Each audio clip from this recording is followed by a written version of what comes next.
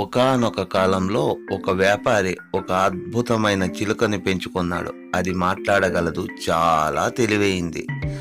ఆ రోజు అతను బయటికి వెళ్ళాక ఆ ఇంట్లో పనిచేసే పని మనిషి ఒక వెండి పళ్ళాన్ని దొంగలించి ఆ చిలుక వ్యాపారికి చెప్పకుండా ఆ చిలుకని రకరకాలుగా ఆడిచ్చి సంతోషపెట్టింది.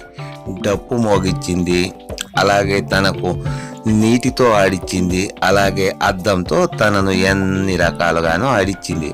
అయినా వ్యాపారి తిరిగి వచ్చి వెండి పళ్ళెం ఎవరు దొంగలించారు అని ఆ చిలుకని అడగగా ఆ చిలుక ఏమాత్రం వ్యాపారికి మోసం చేయకుండా పూసగుచ్చినట్లు వివరించింది ఈ పని మనిషి ఎలా దొంగిలించింది అని.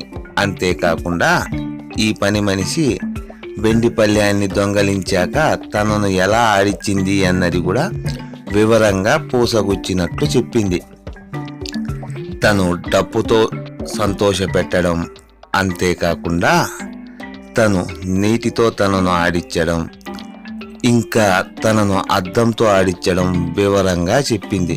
ఇది విన్న వ్యాపారి కోపంతో ఆ పని మనిషిని ఇంట్లో నుంచి బయటికి తరిమేశాడు. అంతేకాకుండా ఇంత మంచి చిలుకవు కదా, నీకేం కావాలో అడుగు అంటే నన్ను బయటికి వదిలేయి అని అడుగుతుంది ఆ చిలుక. అప్పుడు ఆ వ్యాపారి హాయిగా బయటికి వదిలేశాడు ఆ చిలుకని. ఇది మంచితనానికి ఉన్న విలువ.